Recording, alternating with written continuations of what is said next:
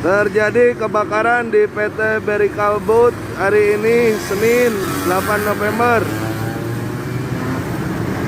Kepulan asap hitam yang menutupi jalan.